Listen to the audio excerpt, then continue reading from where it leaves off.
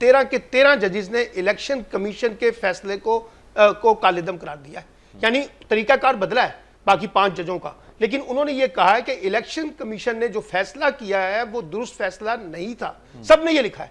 अब 13 लोग ये कह रहे हैं कि इलेक्शन कमीशन का जो मखसूस नशिस्तों को बांटने का तरीकाकार था वो ठीक नहीं था। तो इसका मतलब है ये तो मुत्तफिका फैसला भी है, एक बात। दूसरी बात यह है कि देखिए असूल, देखिए मैं तो कोई लीगल ग्राउंड में बात नहीं कर रहा, मैं पॉलिटिकल ग्राउंड में बात कर रहा हूं। लोगों ने पीटीआई को वोट दिए, लोगों ने देखा है कि इमरान खान का कैंडिडेट कौन है, तो वोट किसको पड़ा है? पीटीआई को। फिर इलेक्शन कमीशन का इसके अंदर इतनी एम्बिग्विटी है, एक तरफ कुछ कहते हैं एक तरफ कुछ कहते हैं। और उनके वकील ने सुप्रीम कोर्ट में इतराफ किया कि मैं इतराफ करता हूं कि मैं जजिस को जो है कायल नहीं कर सका, उनको अपनी बात नहीं समझा सका, उन्होंने इतराफ किया।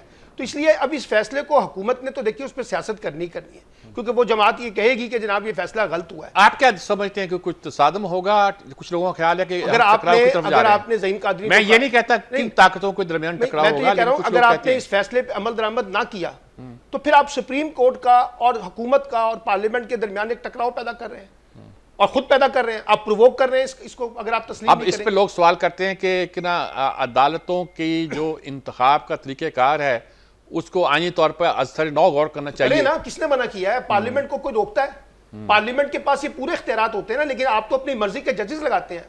आपको पता नहीं आजम नजीर तारड़ साहब ने क्या कहा था कि हमने तो जज कोई और लगाना था, फिर शहबाज शरीफ का मुझे फोन आ गया, उनको किसी ने फोन किया कि जनाब फलां जज को हमने सुप्रीम कोर्ट में लगाना है। यहाँ तो हुक्मरान तबका अपनी मर्जी के जजेस लगाता है सर।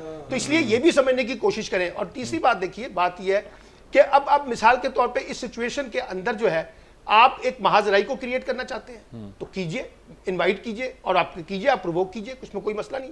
लेकिन इसका नुकसान किसको होगा? रियासत पाकिस्तान को होगा, हुकूमत को भी होगा, सियासत को भी होगा, जमहूरियत को भी होगा, आइन को भी होगा, कानून को भी होगा। और अब अदालतों को आपने अपने खिलाफ करना शुरू कर दिया। अब ये बताइए 6 प्रेस कॉन्फ्रेंस कल हुई है जजों के खिलाफ, और जो जबान इस्तेमाल की जा रही है, क्या मतलब? इससे हम क्या साबित करना चाहते हैं?